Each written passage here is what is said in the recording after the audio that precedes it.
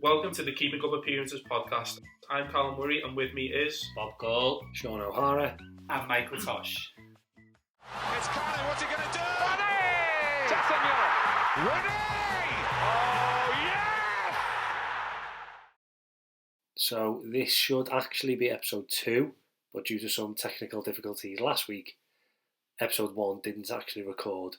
So we're using it as a bit of a pilot to see that this setup works, and thankfully it seemed to. You can be the judge of that, but we thought we'd press on anyway with our new episode 1. So last week's chosen match was Sunday's Chelsea versus Liverpool game, 1-1. Quite an exciting game, end to end. Some disallowed goals, but we'll head over to Michael to see what our predictions were last week before we review it. So yeah, thanks Callum. So Sean and I both had Liverpool winning 2-1. Callum had Chelsea winning 2-1 and Bob had Liverpool winning 1-0. What were people's thoughts on the game? So yeah, I thought it was an exciting game, to be fair. I think as a 1-1's go, there was plenty of action in it. I think first 30 minutes Liverpool looked comfortable. I think they were getting through Chelsea quite easily. Obviously took the lead, Salah had that second goal that was disallowed, but I think from that moment on really Chelsea were the dominant side. Obviously got the equaliser, then got that second goal a minute or two later. Obviously that was ruled out, but I think really from that moment on to the last minute I think Chelsea were the only team that looked like winning. And yeah, I've never ever seen Liverpool sort of be camped in their own half like that for a long time, and yes, definitely some good individual performances from both sides, but I think Chelsea and Pochettino definitely impressed in that game. Yeah, I think Liverpool started off, as you say, really, really well. I thought we predicted, a couple of us, that Liverpool would win. I think after 25 minutes, half an hour, we were quite confident that was going to be the case. There only looked like one team who was going to be able to create chances and score, and then I was quite disappointed with Liverpool from that point onwards. I thought once Chelsea got on top of them, it wasn't like a Klopp team in the sense that you felt they were ever going to come back. I think he made some substitutions second half when he takes Salah off, who obviously had a bit of a reaction. You think, what sort of a change is that, taking Salah off when you know there's still a game up for grabs? Chelsea had quite an inexperienced defence on. You thought that was saying to Chelsea, we're setting up for this point here, maybe. Yeah. I think Liverpool's momentum was massively killed off by the offside, the second goal, which kind of put the emphasis back on Chelsea. And from that point, I just think Chelsea grew into the game massively, took charge. Enzo Fernandez just kind of bossing things. Yeah, I think on that point, that sort of Salah goal being disallowed was like two things. It was like a bit of a wake-up call for Chelsea that they need to get back in the game because the game was probably quickly getting out of their hands. But also, I think it was like a learning point as well for them, and I don't think they made that mistake again. I don't think that same happened again. I think they sort of switched on to what was going on. Because before that, it happened maybe a couple of times where Salah had kind of isolated Cole a bit, as Chilwell maybe pushed on, and then Reece James hadn't got back into his position. But I think that was a good lesson learned, and I don't think it happened again during that game. And to be fair, I think Chilwell and James were great as a sort of a partnership as wing backs. I know sort of Pochettino likes to play that way. I think if they can stay fit, I think they're sort of a massive sort of cog in Pochettino's wheel, as well as that Fernandez sort of holding it in the middle. I think there's a lot of talk about Trent and his positioning right back though, but the likes, as you mentioned, for the first goal, how far James is back and like not even seemingly trying to get back. And I think when you talk about Chelsea going forward, and I know a few of us had them in our top 4 predictions last week, you feel that defensively and giving away them chances early on and against the better teams, or even against some of the teams away from home, that's going to be a real area where they need to be thinking about with such an inexperienced defence and centre-backs with them. In terms of like new signings and things, then, did anyone stand out for anyone in particular? I thought the Hungarian lad for Liverpool at times looked very good, very composed on the ball. Him and McAllister seemed to work well. No, McAllister was playing a bit deeper. He did start the goal for Liverpool's first and only goal. I thought them two in the middle looked pretty solid. I was worried at the start with some of Chelsea's signs, a couple of them, the centre-back, I'm not sure his name, but he scored. Sassy. I was a bit worried for them at the start with so many people, but a lot of them, Nicholas Jackson up front, looked like he's going to cause problems this year. I think he'll be, an entertaining watch, and I think a lot of the players will be. Yeah, I thought he was exciting, that Jackson. I thought he was great. I thought he was kind of like everything you want from a striker, maybe a bit exciting, bit kind of raw, fast as anything, sort of good movement. I think he was also a bit like Haaland is at City, where they maybe just don't play him in quick enough sometimes. I think there was a bit of a case of that as well, where they just weren't quite putting him through. But yeah, he likes to play on the shoulder. His finisher maybe isn't the best, but I think he's going to be an exciting watch. I thought that Szoboszlai played well for Liverpool. He looked good, he's big, he's strong, he carried the ball well. McAllister, I know he was in my predictions maybe being a bit of a flop for the season as a signing. Again, I'm sort of inclined to maybe stick by that. He's good on the ball, but we know that. But I just don't think he just doesn't look like he fits in that system for Liverpool. And if they do go out and buy a defensive midfielder, which they're still after, I don't know if he's the one who maybe drops out. But maybe that's something that we might see. But overall, I thought it was a good game. Some great individual performances. Fernandes, obviously not a new signing, but looks like he could be almost like a new player from what they had last year, and he kept everything ticking. But yeah, there's some young lads brought on as well that looked quite good for Chelsea too.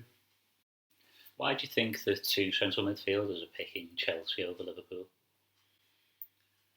I think it's honestly the London effect. I think people want to live in London. I think they don't want to move up to Liverpool. Obviously, Caicedo, sort of Brighton way, he's probably around there anyway. His family, they're going to want to live in London. Announcement video that showed that he's a Chelsea fan, or in as much as a Chelsea fan as he can be. But he had the Chelsea shirt, so yeah, he had the Chelsea shirt. Enough. Yeah, that must have been it. Nothing to do with all the money that he's been getting paid. But yeah, I think that there's a pull obviously of London. Lavia had been at City, hadn't he? So yeah, City obviously moved down south Southampton. I just think that it maybe looks just a bit more of a project. I don't know. Maybe they think they want to play more. Maybe they just feel like they suit that system. I think it shows a lack of ambition, though. Perhaps not going the likes of, say, that Lavia, and we don't know where he's going yet. He hasn't signed officially for anyone, but you think he knows he's going to be playing week in, week out for Liverpool, whereas Chelsea are already going to have in the middle of midfield two British record signings. So I don't know. Just thinking in my head, obviously we wouldn't join Liverpool, any of us, but the chance of going and being Liverpool's number 6 and growing in that. And it's Klopp as a manager who's like known for developing youngsters, whereas Chelsea maybe aren't as much.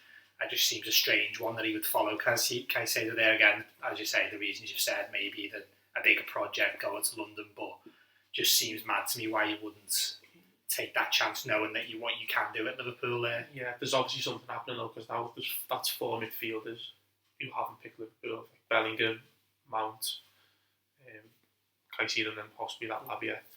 So yeah, there's obviously something going on. I don't think Liverpool particularly flattered them, though, did they, by dilly-dallying for a couple of months and then going for Caicedo ahead of him.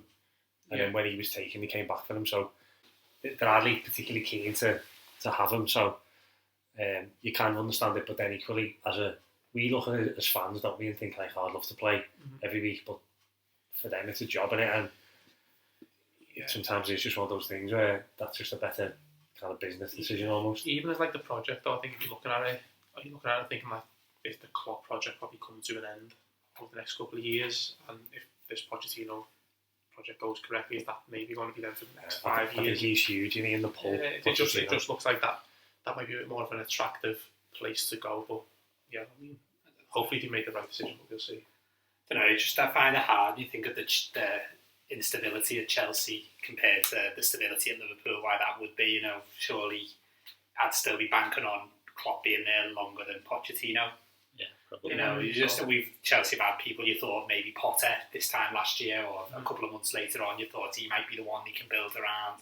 I don't know, he was disastrous. You'd expect Pochettino to be a bit better, but I don't know, as Sean says, it's different for us. You think football, they're probably just thinking of an 8-year contract maybe as well, and things like that. Guaranteed money for 8 years. Yeah, and again, it's hard to turn that down, isn't it? It's easy for us saying, you'd go and play football somewhere else, but yeah, I don't know. They're just, for me, there's certain managers you'd go and play for. I think you'd want to play for Klopp and know that, he's throwing Trent in the team at 17, 18 years old. He's playing Curtis Jones and Harvey Elliott and people like that. Just, it's hard to imagine a better place to develop, really.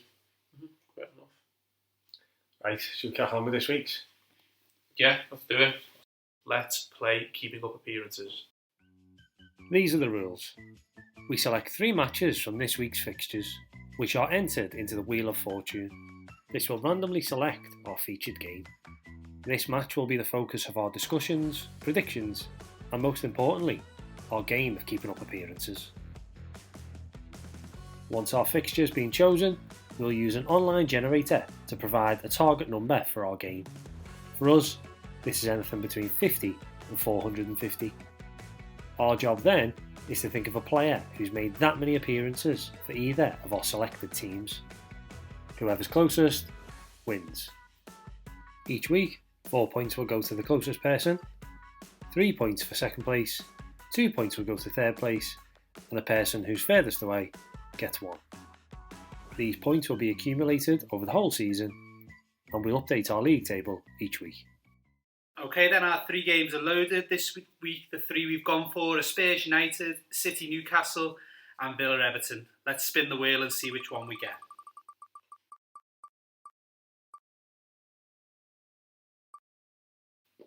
Lucky for us, everyone, this week it's Villa Everton. So, initial thoughts on the game. Well, last week I predicted Villa to come in the top 4 and they got beat 5-1 first game of the season, so shows all what I know. I think it's going to be quite consistent from me that I'm not going to predict Everton to lose until the derby probably. So I'll say 1-0 for Everton. I think now the dust has settled on the last game, I think we were actually the better team. First game of the season, just short of a centre forward that can finish from 3 yards out. So I think if you have maybe change the personnel a little bit, fairly confident we can get a result against Aston Villa based on their performance against Newcastle. I think at times they looked okay against Newcastle. I know obviously they got beat 5-1, so there's obviously some big problems there potentially, but Newcastle were very good. I thought first half Villa was certainly in the game, giving it as good as they got. I think the worrying thing for Everton, I agree with Bob, Everton weren't too bad in the loss. Should have definitely won that game, really. Should have been 2-3 up at half time. I think because obviously you'd expect Villa to bounce back, and you probably wouldn't want to be playing this week first home game after a really great season. I could see Everton sneaking something myself. I do think there's a chance that might do that. I'm thinking opting for a draw. I think I'm going to go maybe a 1-1. I think maybe Everton go ahead early and try and hold on. I think I'm right in saying since Villa have come back up from... I don't think Everton have beaten Villa in the league since Villa have come back up. That might be completely wrong. We'll cut that out if not. But, yeah, I think from my memory, we've either lost or won. Certainly haven't won at Aston Villa, so it would be nice if we could nick a win. And I actually could see it, but I'm going to play it a bit safe and go with a 1-1 draw. I'm a bit different to you two. I think I don't want to write Aston Villa off too quick. I think everyone was very quick to put them in the top 4, and after one bad game, they now think that Everton are going to beat them. I think the Mings going off was massive the other day. I think that totally changed Villa's shape and everything. Even like that Torres at the back, who was meant to be a European, like a top European centre half, didn't know what day it was at times, especially when Harvey Barnes was introduced in the second half. He's playing against the Yellow Tails. That is a very good point. But I just don't think I want to write Villa off too quick. And also, one decent Everton performance isn't enough to change my mind either. Although I did hear a fact today that something like Villa, I don't know when, this is a pointless fact. Sounds like I don't know any information, but something like Villa have only won once without Mings. I don't know whether that's ever or since Emery's come in. But basically, you've only won the European Cup in 82.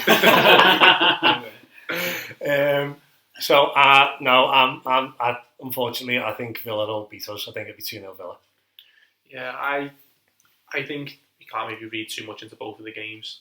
I think Villa probably want to bounce back. It's probably a bad time to play a team who've just been beat 5-1 going back to home. I think sometimes that gives them a bit of an extra edge. They're a good side. They're obviously in great form last season. Some really dangerous players. On the other hand, obviously Everton had a good performance. I think it was the most anyone's ever got expected goals but not scored. So I think it's one of those where you'd be maybe more worried had we have lost but not missed chances. I think we created lots.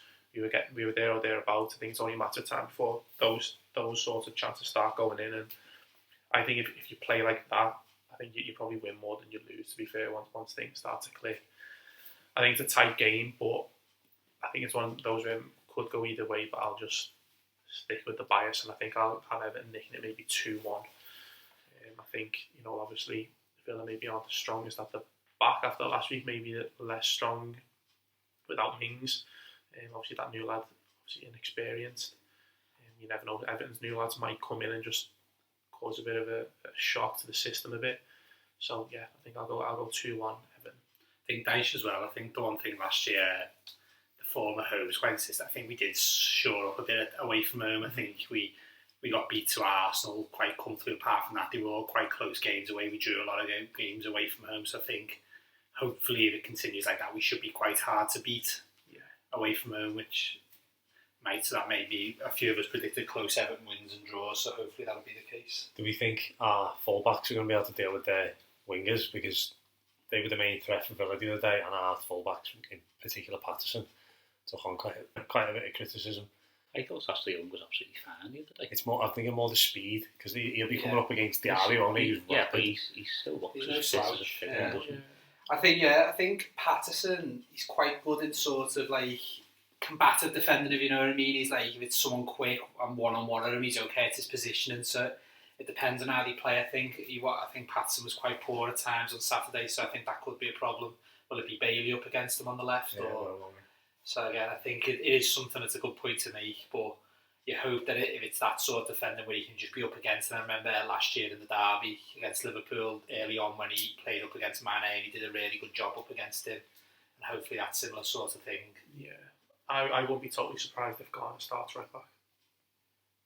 I think that could be a possibility. James Garner, I think that could be a possibility. Yeah. And especially if you maybe got a couple of new people coming in or there's things to change. I'm not saying it will happen, but I just won't be totally surprised.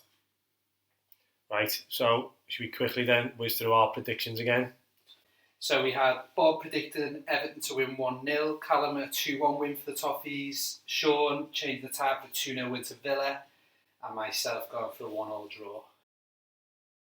In last week's pilot, shall we say, the famous lost episode, Bob ended up having an absolute worldie in our Liverpool-Chelsea game, where he selected Nick Barmby, and what was our target number? 54 it was. Nick Barmby made a total of 57 appearances, so Bob started as the red-hot favourite. So now it's time to get this week's target number, which is 177. So it's now a bit of thinking time for us. We're going to switch off.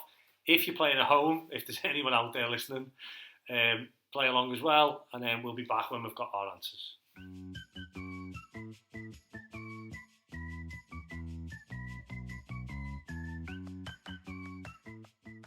Right, thinking time's over. For mine, I tried to choose one Everton player, one Aston Villa player, and in the process forgot every Aston Villa player ever. So I've probably gone for one of the most famous who probably played way more. But for me, Everton player, again, this could be way off, but I was thinking Nuno Valente, but he probably played well. Well, in fact, I have literally got no idea. I think less, but he's also probably one of them who was at Everton for quite a while. That's what I was thinking. Probably there for longer. And in Cup, Cup, that's what I'm thinking. And also we signed him after we finished fourth, and then we signed Baines. But Baines didn't start immediately. But I'd be surprised if he was that high, because we would have been playing in Europe, and obviously Lescott was playing left back, so I'd be surprised. But you never know in this game. Yeah. And the other one again, the one for the most well-known Aston Villa player ever, I thought John Carew, but I reckon he's probably played more. He's a bit of a cult hero, so he could have played more or less. But I'll stick, it's been critiqued already, I'll stick with Nuno Valente, probably way off.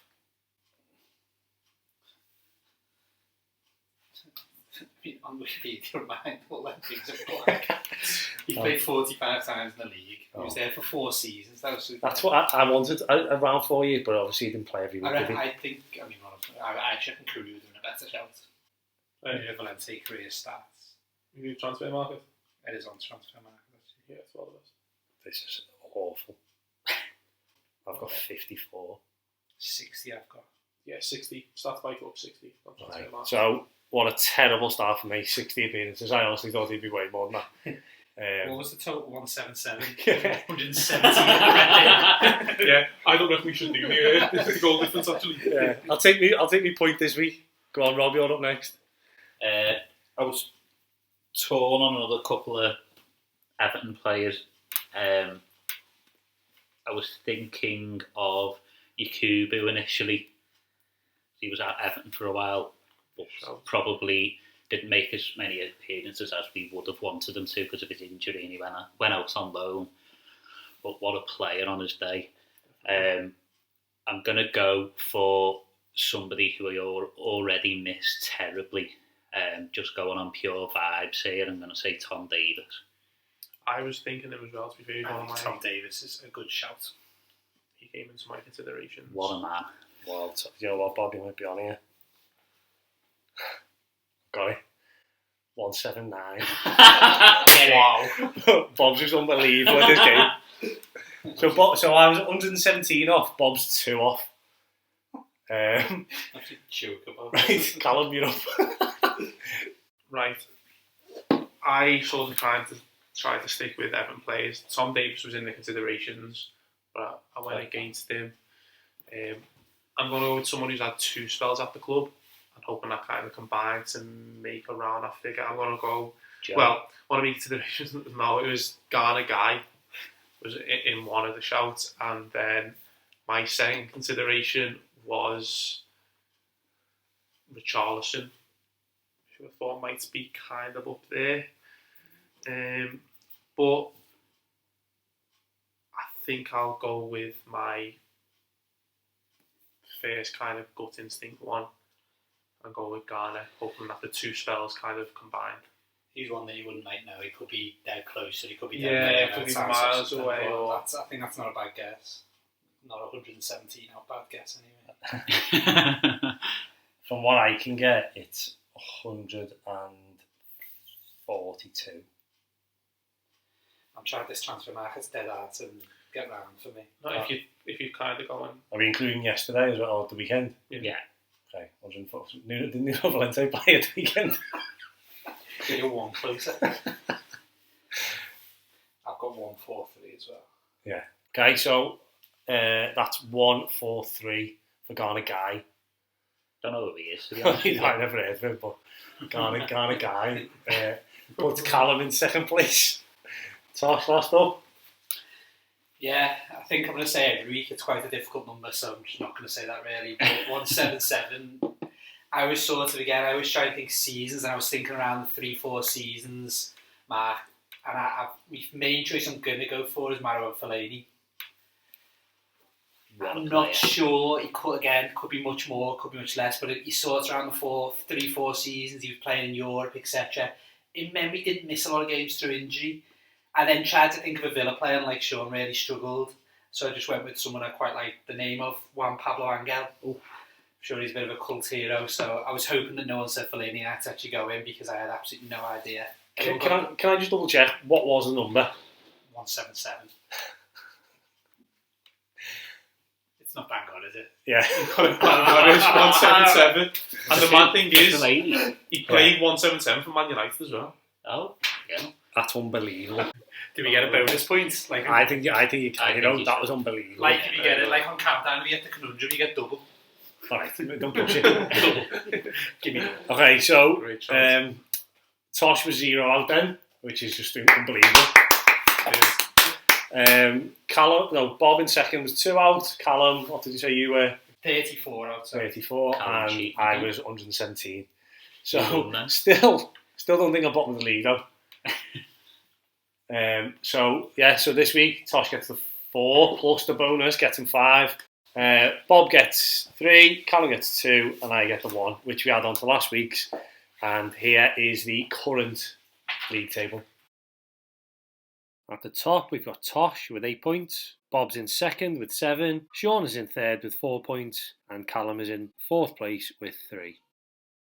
So that's it for this week's episode of Keeping Up Appearances. Great work by Tosh, being bang on with his guess. Less good work from others. But yeah, hopefully you enjoyed the Aston Villa and Everton game. Look out for our predictions, and we'll see you next week. Bye for now. Can we check that this is actually recorded? What are we going to do? It's not doing it again.